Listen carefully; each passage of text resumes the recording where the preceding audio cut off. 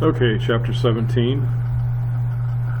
We're going to do some accounting for uncollectible accounts, and some of this is going to be some review from chapter 14 because we did some adjustments for uncollectible accounts on the big worksheet in chapter 14.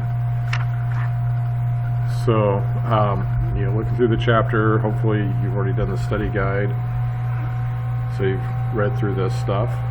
If you remember from chapter 14, a company will have their sales. They'll take their total sales on account, excuse me, and due to from past history, they already have a general idea of what percentage of their accounts are going to be uncollectible.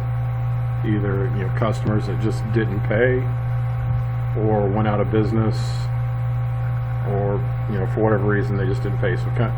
So businesses that sell items on account where they're going to receive the money later, for accounts receivable, they calculate a percentage and they figure that into their record keeping, into their finances for planning. So they already know that there's going to be some type of loss, some type of amount of financial loss. So what we're going to do, section 1, we're going to calculate an uncollectible accounts amount, and then we're going to put it in a general journal. Actually, just go back. This is going to be the worksheet. Remember our worksheets from 14, and from chapter 14, we're going to have our trial balances, and we got our adjustments where we're going to adjust off the uncollectible amount for our allowances. And then we're going to go to the journal. We're going to put these amounts in the journal, and then we're going to move our amounts from our journal to our ledgers. Excuse me again. So here we've got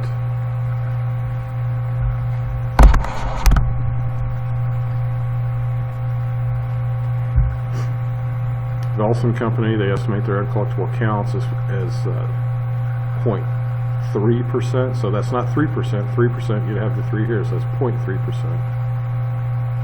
It was total sales on account. During the year, they had their sales on credit, $2,152,000. So they already have a balance on their collectible accounts before an adjustment. Their balance is $853. So now we're just going to add more to that. So we're going to calculate our adjustment for step 1. So here's our worksheet. Here's the 853. That's already indicated as the balance, 853. So we've already got that. So now we're just going to have to add another credit to that of what our additional uncollectible amount is. So we've got $2,152,000. So 2,152.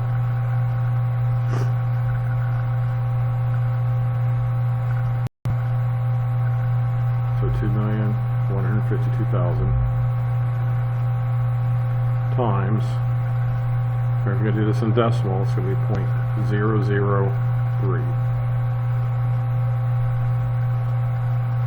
$6,456. So you can either do it like that, or you do 152,000 times 0.3%. You get the same amount. I just do the 0.003. That's habit. So this amount for 6,456. So we already have a credit here. So we're going to have this additional credit from the current year. Remember, this is This is our trial balance, so this is at the beginning of our fiscal year. So our beginning of the year was $853, and then during the year, so at the end on December 31st, we're going to have another adjustment of another credit, an additional $6,456.00.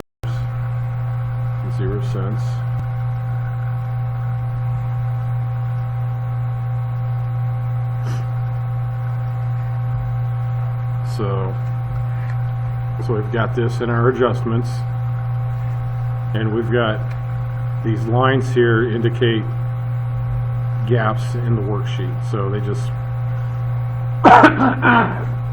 in our working paper skip some lines. So you can see we've got line 6 and 7, then line 47. So this would be, if you kind of think about this in our chapter 14 worksheet, on the back side of the page on our expenses. So we have our credit.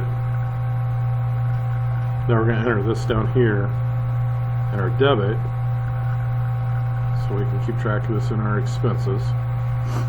This is just a condensed version of a worksheet. So we've got that. So now we're going to take this, and this is for number 2. Journalize the adjusting entry on page 13 of the general journal. So here's our general journal, page 13. This is step 2. So we'll put 31st. And our debits are always going to be listed first. So we'll have uncollectible accounts expense.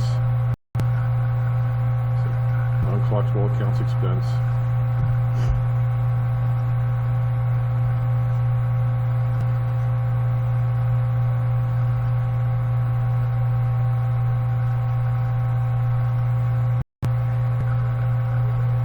We'll put our debit here, $64.56.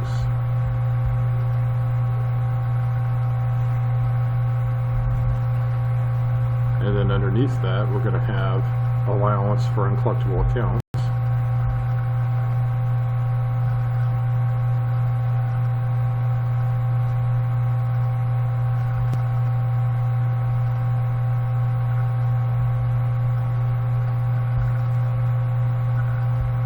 Shorten that.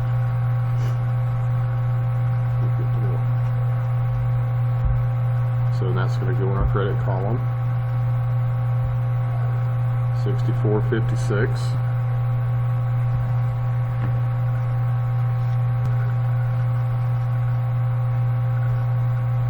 So that takes care of part 2. Now we're going to go down here in part 3 and enter these in our ledger. Just 3. Post the adjusting entry to the general ledger. We've worked with ledgers before. So here's our ledger for, we got our first line, allowance for uncollectible accounts. So allowance for uncollectible accounts. So this is on the 31st.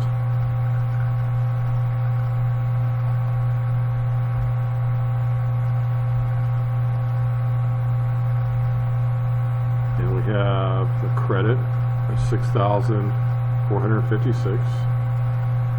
So here under our credit column, $6,456.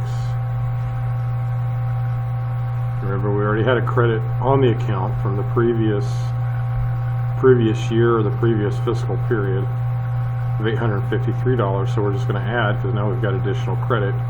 So add the $64.56 plus the $853. That comes to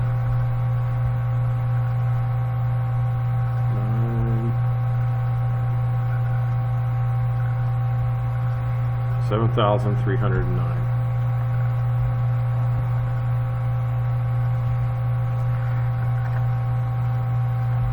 Okay, so remembering back to an earlier chapter, remember we've got to do our posting reference back to our general journals in order to put anything on a ledger from a journal. So this came from page 13 of our general journal, so we'll use G13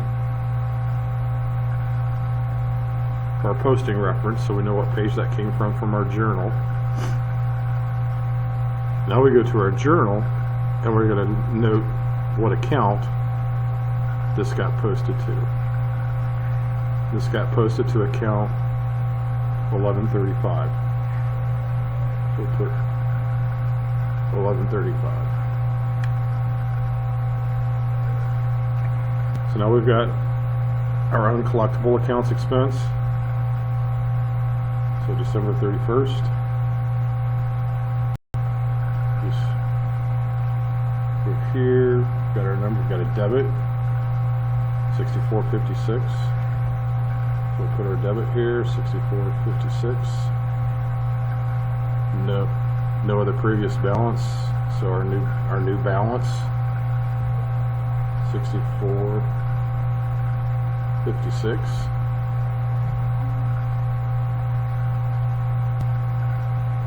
So we've got our reference number. We know that came from page G13, so we'll put G13 here.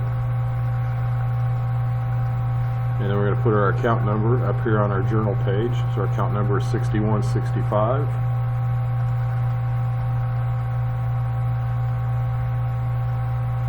That goes there. So we've calculated our uncollectible accounts allowance. We've listed it as a credit for our adjustment, then for our debt for our expense. Move these to our general journal. Then we move them from the journal to the ledger, where we have our separate, each account has its own ledger page. And notice we didn't do anything with this one. So that's it for section 1. Pretty easy.